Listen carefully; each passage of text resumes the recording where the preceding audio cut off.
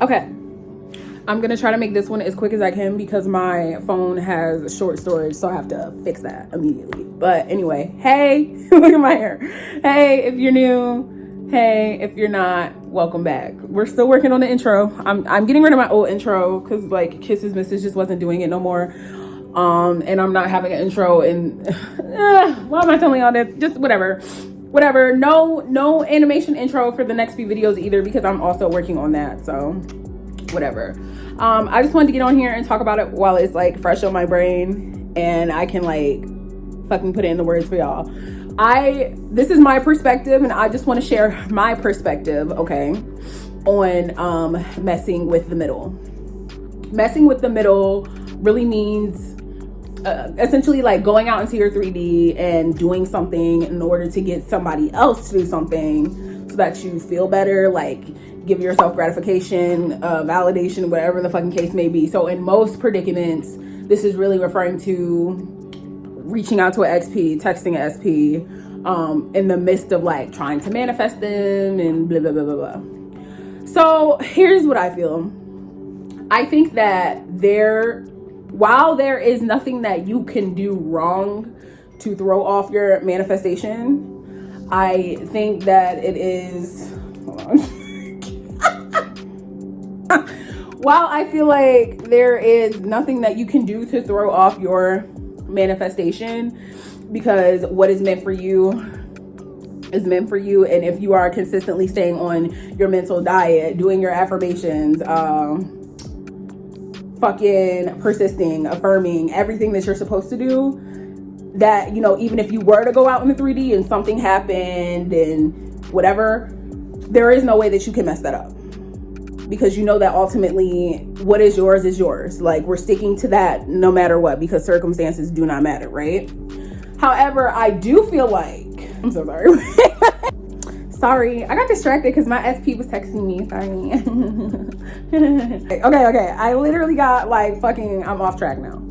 What I'm trying to say is that if you were to mess with the middle, right, you never want to make the assumption or make the notion that you messed everything up, because then you're going to throw off your fucking game. However, I do feel as though it's best not to, in my experience, not to mess with the middle, because if you text your SP and you start getting in your head about him or them not responding to you right and not, you know, telling you exactly what you want to hear because you feel in your mind that they're not fully conformed, and then let's say that they do respond in a way that you don't like, and now you're just spiraling, like you're creating more circumstances for yourself to get caught up in versus you just letting it unfold and unravel naturally. Now, I'm not talking about inspired action, because sometimes people do get inspired action. Like, I've gotten inspired action to where, like, you know, I have texted, but I've known that we were already on good terms and like everything was fine. Like, I try not to put myself in anxiety inducing predicaments. And that's the point that I'm trying to make to y'all, is like, don't put yourself in a predicament where you feel as though if you do this thing, you aren't entirely sure of the outcome, and therefore it's going to give you some type of fucking anxiety. Because for what? Why? What's the point? What's the fun in that? Then you start doubting your abilities, you start doubting manifestations, you start doubting law of assumption, and then you're right back to square one. Whereas you could have just kept affirming, living in the end, and MFs would have just conformed and you wouldn't have had to do anything anyway. Do you get what I'm saying? So while I don't believe that messing with the middle can affect your manifestation inherently, or directly, really is what I meant to say, I do think that sometimes it's best to have discernment in these situations, just for the sake of not putting yourself through something that is going to stress you out. And it's just as simple as that.